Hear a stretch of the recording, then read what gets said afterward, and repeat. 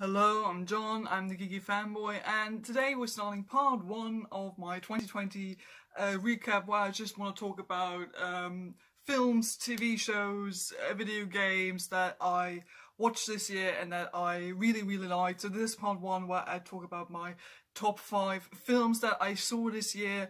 And when I say I saw this year, it doesn't necessarily mean that they came out in 2020. So some of these did actually come out this year, but some of them are also a couple of years old. Some of them are actually several decades old, as you will find out. But I have seen them for the first time this year since, well, this year all of us had a lot of time to watch movies and TV shows. So I got caught up with some stuff that came out this year and also some movie classics that I always wanted to watch but never had the time to. So yeah, I made a list of all the films I watched, or at least I could remember watching this year, and I chose my top 5. And they're not in any particular order, so number 1 is not gonna be any worse or better than number 4 or 5. And there are also going to be a couple of honorable mentions towards the end, but for now, let's get on with it. Okay, so the first memorable film that I watched this year, actually a classic from the 80s, namely Heathers. So I know this movie is actually quite popular and very famous. It's like one of the 80s classic teenage high school films, and honestly, for good reason. So I came across this because at the end of last year, I had finished Mr. Robot Season 4, and I watched a bunch of stuff with Rami Malek, and then I thought, well, I could also watch some films with Christian Slater, so I, went on his Wikipedia page, looked for films he was in, and I came across Heathers, and I was like, oh, this actually sounds kind of familiar. So I had heard of this film before. It's kind of unavoidable, if you're into films. I was like, oh yeah, okay, it's one of the older movies. It's from the 80s. Okay, so Christian Slater is a bit younger, so this could be quite cool. And I watched it, and oh boy, this film is just so much fun. So for those who don't know, Heathers is a high school teenage dark comedy drama film. That's about the Heathers, which who are like this classic group of, very popular pretty girls in high school. All 3 of them are called Heather, which, is a gag in and of itself, but it works quite well, actually, because all of them, at first you think they're all the same, not just like name-wise, but character-wise as well. But I like that the film sort of goes into detail of showing you how each of the Heathers actually think and who is the leader and who's just like a follower. I like how in this trio themselves that we sort of already start exploring these like high school teenage drama dynamics. So, and the 4th member of this little group is actually a girl called Veronica, who in the beginning is sort of part of this group, but you can tell that she's not really in on the whole, popular stuff, and the girls are being really mean to, of course, the not so popular kids and all that. So, she sort of starts drifting away from the group, especially when she meets a guy called JD, who is sort of like the original 80s bad boy, but in such a much cooler and interesting way, and he's actually played by Christian Slater. And JD and Veronica start a relationship with each other, and they kind of enable each other in a way where murder ensues, and they end up killing one of the Heathers and try to frame it as a suicide. And this film is just so much darker than I thought it would be, because I went into this not knowing almost nothing about this.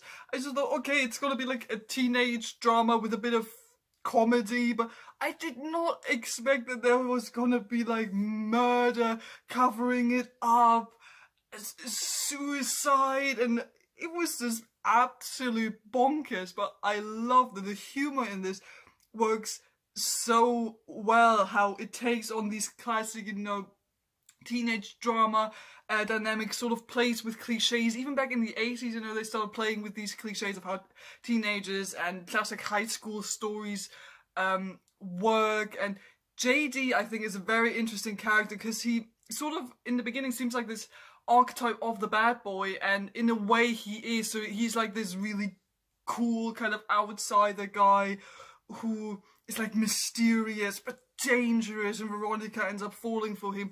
But he's actually quite interesting, I think, because he gets a bit of backstory regarding his family, why he's like that, and I think there's a nice development going on there in their relationship, where at first, alongside Veronica, you think, oh, this is actually kind of interesting, they seem to get along well, and as the movie progresses, you see how JD's actually not that good of a person, and how he influences Veronica.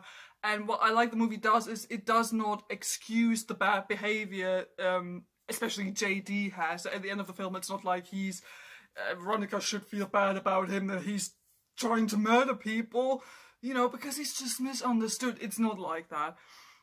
And I just think the character does so much great character work, and does so many interesting and misleading things where it just goes in directions where you didn't think it would go.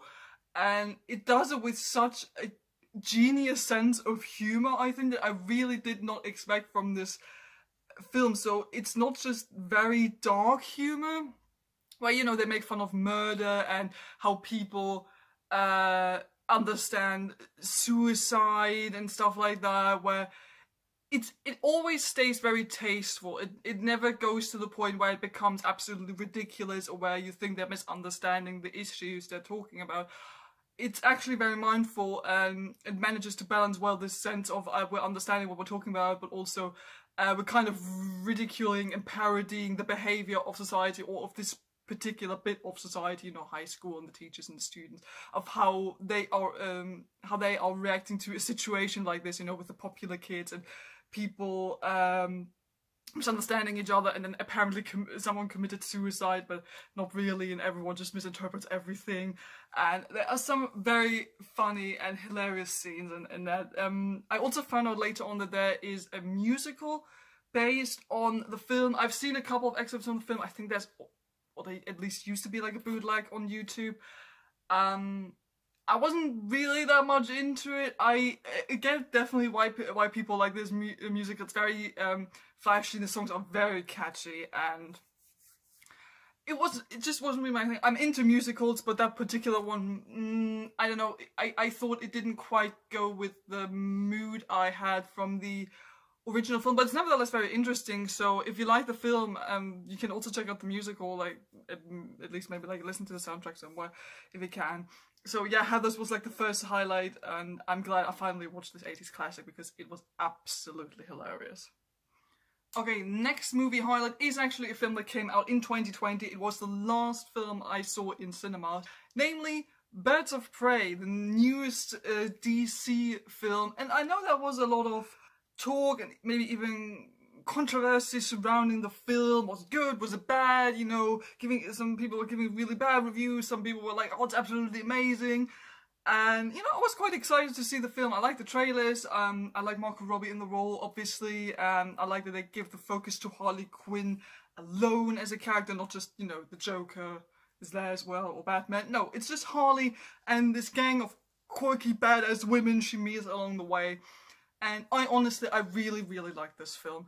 I thought this was such a wonderful way of exploring the Harley Quinn character, while also exploring or expanding the DC universe and starting to include other characters, especially like female characters from the DC universe. And, you know, a lot of people, like, unfavorably, I think, started comparing it to, you know, it's doing like the Deadpool shtick, because, you know, the film sort of tells the story not in a chronological order. We have Harley Quinn's narrative throughout the film, where she addresses the audience and occasionally breaks the fourth wall, that sort of thing. But I don't think the comparisons were quite fair. Yeah, sure, there's similarities, but, you know, Deadpool wasn't the first film to do it like that, and I think the Birds of Prey movie felt quite distinct to something like Deadpool.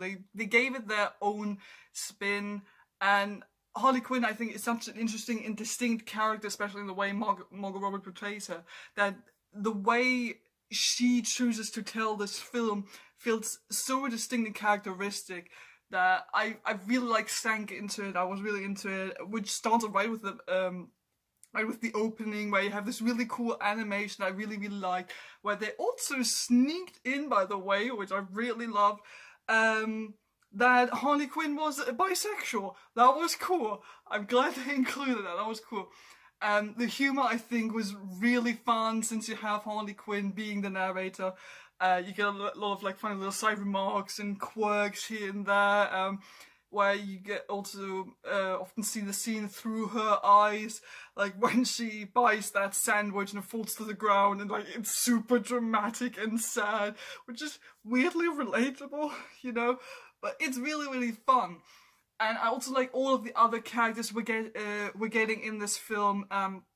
Black Canary, I think especially, is very interesting, and Montoya as well. So we get a mix of very different people coming together, and yeah, maybe like the Huntress. I know some people had this as a criticism, which I sort of agree on as well. You know, that characters like the Huntress maybe weren't introduced very well. She didn't get a lot of like character development before she became a part of the main gang. But you know, once the main gang is together in the finale of the film, they all start fighting together and they realize, okay, we have to work together, and this actually works quite well. It's so badass, because the action scenes in that film are so creative. The choreography, the design, it all just works so well and felt so creative, where I thought they were doing things that I'd never seen in movies like this before, where they became, I think, very creative, very distinct to other things I've seen before, and you could tell that they were trying to include, you know, for example, Harley Quinn, you know, like roller skating, that she's able to do a lot of like this acrobatic stuff because she's trained that, she's really good at it. We're able to include this kind of stuff in the choreography of the fights, or someone like Montoya, you know, who's a bit more like brawly because she's like a police woman, that they were able to include that. I thought it was really interesting. I was also a lot into the main bad guys of the film, where we had Ewan McGregor as Roman Sionis, Black Mask, and his like secondary villain was Victor Zsasz. These two, oh my god, so good. And I love how obviously evil they are. Like, you just hate, you absolutely loathe Roman Sionis in this film, and I love it. And you can tell how much fun Ewan McGregor is having with that role. I actually liked him so much, and this character design. I started working on a cosplay right after watching that film, and I actually wanted it to premiere at the convention I was planning on going to, but then, you know, that thing happened, and well, but this is what I mean, where you see that the character work in this film works so well, where all the characters are so distinct, that they all have their own design, their own way of talking, their own way of behaving and fighting, where you just feel like you watched a film where you can tell who all of these characters are. And I just think it's a very fun, not actually superhero, because none of them are heroes, you know, just a really fun comic book film, which to me felt quite distinct, not only from the rest of the DC films, but also from like other films that Marvel, for example, do. And I personally thought it was a very good entry in the DC cinematic universe, and I enjoyed this film so much. Okay, the next film, we're actually going to stay with DC movies, but we're switching to one of the animated films. I think it came out this year, not quite sure, but I definitely watched it for the first time this year, namely Superman Red Son. So that was one of DC's newer animated films that I had a whole week like going through again after watching Justice League Dark Apocalypse War, which is also really cool and badass. If you haven't seen that one yet, go ahead, do that. But the one that really stayed with me was Superman Red Son. It's one of the like alternate history stories. So one of the Elseworld stories, that's what I was looking for. And this one is imagining what if Superman had not landed in America, but what would have happened if he'd actually grown up in the Soviet Union? So you can tell that this is a bit, has like a more old school nostalgic feel to it. You know, we have Soviet Union, Cold War, all that stuff. But that concept, I thought, was so interesting. And so I had not read the comic book before watching the film. So I was all new to it. I was like, yeah, I'm really into Elseworld stories. I like some of the other films they've done before, like Gotham by Gaslight, that sort of stuff. I really like that film.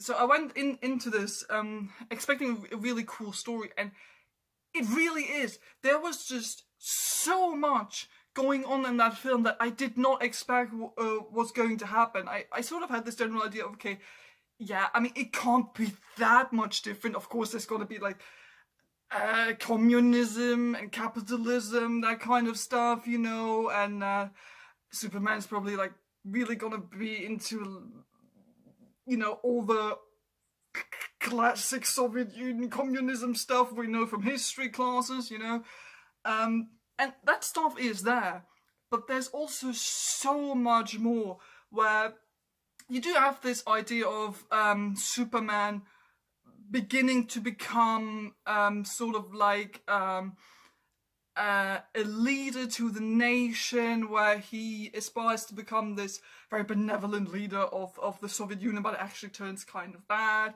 But he also realizes that the state and the politics he's fought for before were maybe also not that good, so he's trying to do it better, but it all kind of goes sideways. So there's a lot of interesting stuff going on. There were some twists and turns in there that I did not expect would happen when Batman's also in this, but Superman.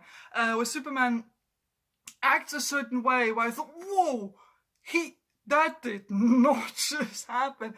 But it did, and it elevated the story so much. And you also, of course, have some other DC characters. Like I said, Batman is in this.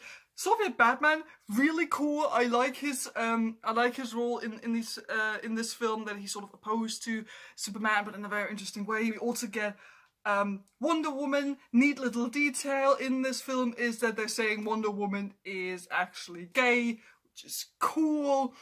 So there are a lot of like neat little details where you can tell, yeah, this is a Superman film, but you can tell that this feels like it's an extended Elseworld story where they put a lot of detail, not just into the world building, but also into the character of Superman and all of the other characters that do make appearances throughout the story.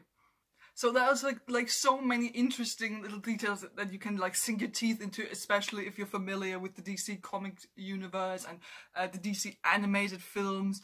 But in general, I just think this is a really, really interesting film because it has one of the most interesting Elseworld concepts, I think, and it is a bit different from the original comic book, which is a couple of years old already, but I did read the comic after watching the film, and I'm gonna be honest, I enjoyed the film even like a little bit more than the comic, because the film had a couple of surprises in there that were not in the comic that I thought really made the film really, really interesting. But the comic does have some other neat little details, and the overall story arc is generally the same. Also, the comic does a very interesting, neat little thing towards the end where it sort of explains, without spoiling too much, how this whole Elseworld story actually came to be. So like actually giving us sort of an explanation how this happened. So I mean, if you're already familiar with the comic, go watch the film. It's a bit different, but at the same time, it's very, very interesting. It has a lot of interesting ideas. I think it explores in general with like society and politics, but also it explores with the character of Superman and some of the other DC characters as well. And once again, it just goes to show how great DC films can be, especially the animated films. I'm such a huge fan of DC animated movies. Like I said, I watched Apocalypse War this year as well. They're just great. Go check out DC animated films, and especially Superman Red Son. That was one interesting movie.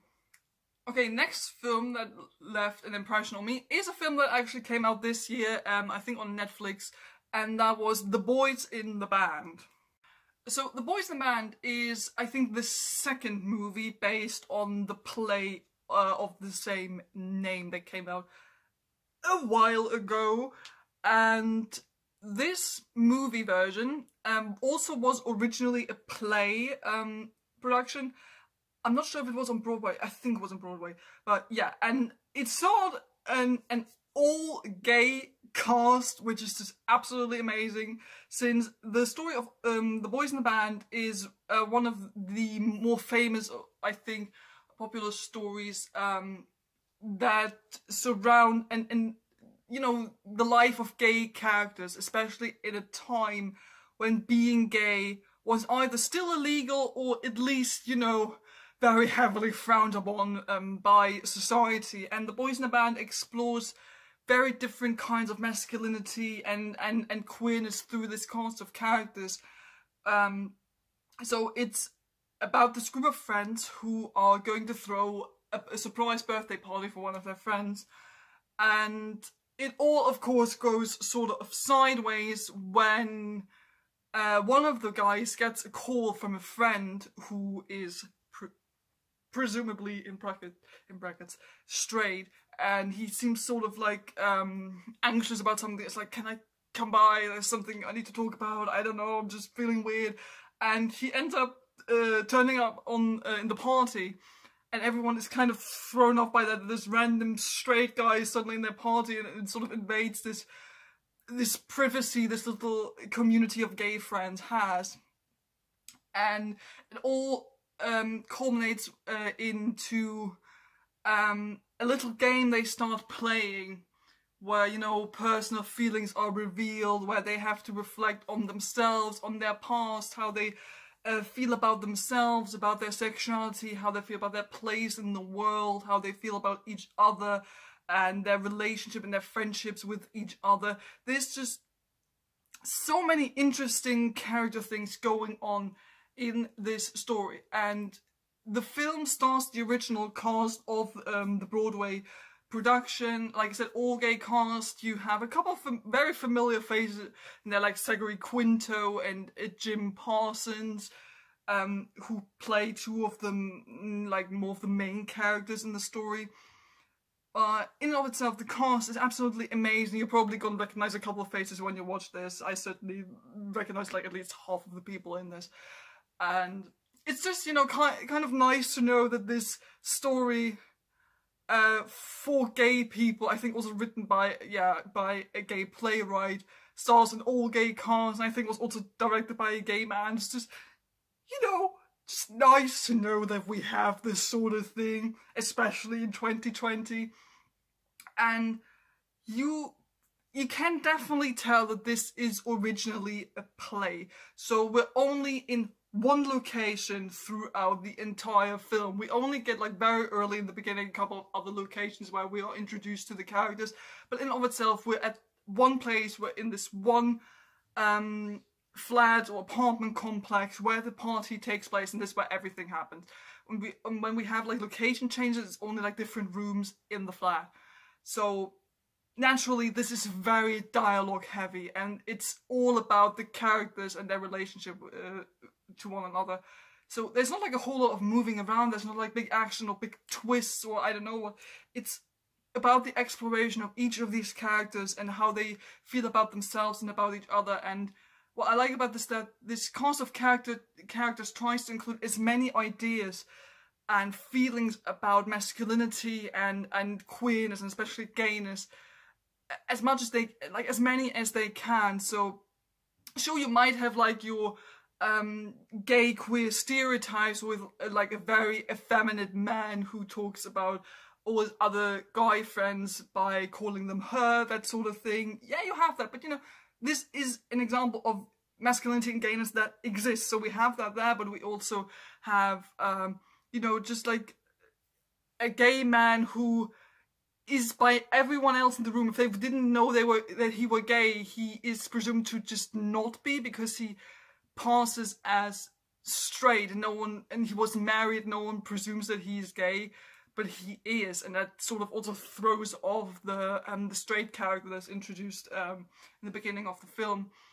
And we also have this sort of friendship, but also antagonism between Jim Parsons' character and Zachary Quinto's character, where you can tell that they maybe once had a thing and could have had a really, really good relationship, but it didn't really work out. Now they're sort of antagonizing each other. So there are many, many different layers to this film. So if you are a fan of character-driven stories and where it's all about the exploration of character relationships and character feelings, definitely go out and check out this film. I think it's on Netflix, if I remember correctly.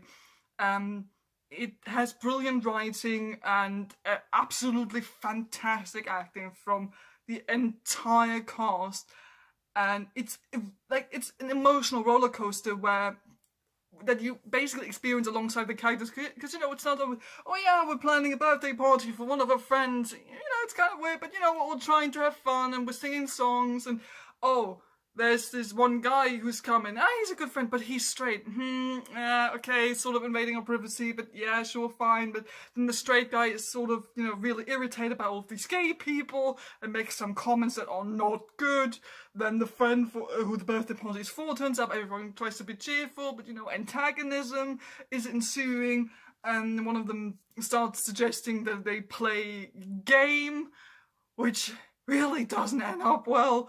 Emotions are revealed, and it's just, you know, up and down, and then it's just so much you can discover throughout this film, I think, about the characters, about maybe also yourself, and I just think this is a very, very touching and interesting story that explores the gay community as it was in the past, but I think it also reflects many feelings about how the queer community feels today. So yeah, if you haven't seen it yet, Boys in Band, definitely go check it out.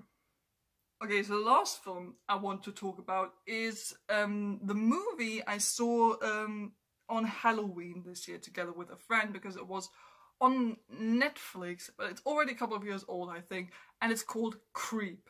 I also watched the second film, but I'm mainly going to talk about the first one, because, oh boy, that film freaked me the fuck out. So I was spending Halloween with a friend, and I stayed over at her place, and we were like, yeah, we're gonna watch like horror films in the middle of the night, it's gonna be cool, it's Halloween. And we couldn't really decide on anything, but I said, oh yeah, you know, I had heard of Creep, I had sort of read about it a couple of days earlier. I was like, oh, it actually sounded kind of interesting, so we ended up watching it. And the thing is, I was like, I'm actually really terrified of, like, first-person horror stories, which is why I almost never play horror video games, because first-person just freaks me out. And I'm a huge fan of horror films, which is why I wanted to watch this, and my friend is into, like, found footage films, which this entire story is based on, so we were like, okay, we got two things that creep both us out, let's put them together, let's watch the film. And Creep is a very low budget, I don't actually know how much money they have, but, you know, I think it's almost entirely filmed on like a camcorder or phone, basically. And it's about a guy who is hired by this other man to just follow him with a camera and make like a sort of video diary, because he is about to die very soon, I think he says, and he wants to record this sort of last message for his wife and child. And so he asks him just to, you know, accompany him on this day, on what he does. And obviously this is a horror film, so it's like, maybe this guy isn't as nice as he appears to be. So it's only about these two characters. It's about Aaron, the guy with the camera, who we almost never see because he's holding the camera throughout most of the film, and Joseph. Dear, sweet, Jesus Christ, is it creepy, Joseph. Both of them are played brilliantly by the actors who are also like the makers of the film, but especially the guy who plays Joseph. Oh my god, their first film. You know, in and of itself, this isn't necessarily the ultimate creepy film, because, you know, it's just two guys with a camera, and one of them is a creep, as the film suggests. But if, like me, you're not a fan of first-person horror, because something about that is just unnerving. You don't have control about what's happening, who's moving where. You have to wait for the person or for the camera to actually turn around somewhere to see something. Jump scares obviously are very easy that way. There are a couple of jump scares in here, not too many, but you know, with that kind of film you can sort of kind of expect there to be some, so they're not too annoying. And they actually get played for a laugh by the character Joseph, who's like, I'm gonna scare you, it's kind of my thing, I'm jumping out of people, I like doing that, I think it's funny, and you're like, oh my god, Joseph, no. And I like how the film, like, slowly but steadily, totally, like, goes downhill horror-wise, not quality-wise, because, you know, you go into this film, I mean, you immediately know Joseph is creepy. It's just two characters in the film. Huh. But I like that you sort of go into that because you are immediately weirded out by him, even though in like the first couple of minutes he's like this very upfront, nice, bit quirky kind of guy where you're like, oh, he's doing this for his family, okay, he's being a bit awkward, but you know, it's understandable. But you're just waiting for him. You're just waiting this entire film for him to do something absolutely horrible. And the film takes this to such a high degree where you're like, oh my god, Joseph, just no. Where you can tell that he's definitely about to murder this other man, where he's about to murder Aaron. It's going to happen at some point where it becomes like super stalker-ish.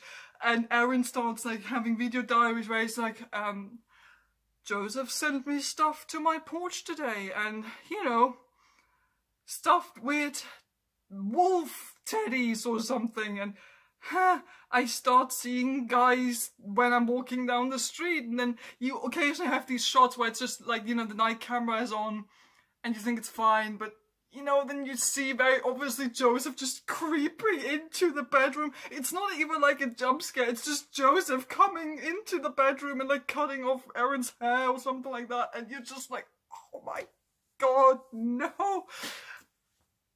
I really love it, because it really plays with your anxiety and your tension as you're watching this, because you're just waiting for shit to go down, and when it starts going down, you're like, oh my god, no.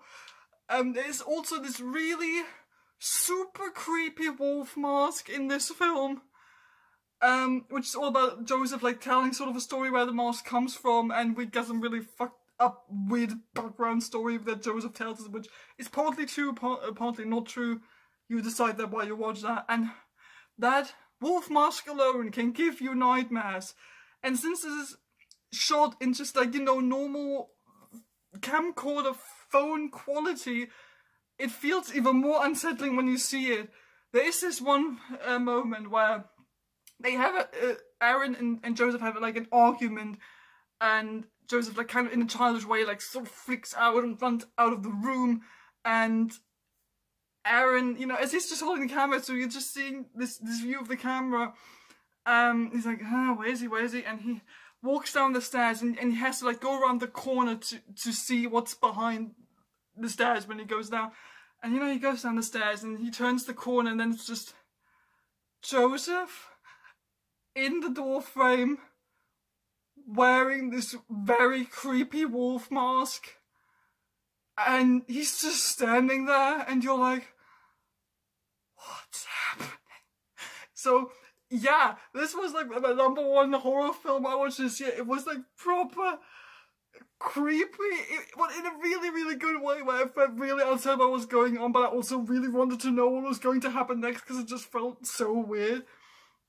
Also, shout out here to the second film, which isn't necessarily as scary as the first one, but you can tell that it's made for people who love the first one. So the second movie, also about Joseph, but you know, it's a bit later, he's a bit different, and we got another like camera person, and it's not necessarily as scary or creepy or like stalker-ish, but you know, there's a lot of like in-jokes and references to people who've seen the first film, and you can tell that this is made out of place for love for people who really enjoyed the first one. So yeah, go watch the first one, it's proper terrifying, and then maybe go and watch the second film and have some fun with that. So yeah, those were my top 5 films I watched this year. I promise I'm gonna do like a couple of honorable mentions. First honorable mention, Breakfast Club is another movie classic that I've never seen before, and I watched it for the first time this year. I think it was on like a couple of weeks after I had seen Heathers, and you know, it was cool. I can kind of see where all of the references and cliches sort of come from. There are a couple of things in there where I'm like, didn't age that well. But you know, I like the character. I can definitely see why this movie is so beloved, and it was a lot of fun watching it. Just looking down my notes, the second honorable mention is Chinatown, another absolute movie classic that I had never seen before. But you know, I watched a couple of like Jack Nicholson films a while ago, and I was like, oh, I've never actually seen Chinatown. It's supposed to be this like really, really good movie, and I watched it, and yeah, it was quite interesting. It was maybe a bit stretchy and long in some places, but you know, still very interesting. And lastly, of course, shout out to Sponge on the Run, third SpongeBob film. I love SpongeBob so much. I made a review on the film. Maybe it wasn't as good as as the previous films, but I still enjoyed it a lot. The animation was absolutely gorgeous and so adorable. And I think if you're a fan of the show, you're still able to enjoy this new movie. So yeah, those were my top 5 favorite films that I watched this year. Obviously, there were a bunch of other films I watched, but you know, those were the most memorable ones. If you have any thoughts, opinions on the films I watched, leave me some of your opinions down in the comments below. If you want a like single review to any of these films, just tell me. I'd be happy to talk about them again. What were some of your favorite films that you saw this year? I'm always open for recommendations. Obviously, there are also a couple of films that came out this year that I haven't had the time to watch yet, weirdly enough, with all the free time I've been given this year. But yeah, do tell me down in the comments below what some of your favorite films were that you saw this year or that came out this year. So I hope you enjoyed this little video. Happy holidays, and I'll see you guys next time. Goodbye.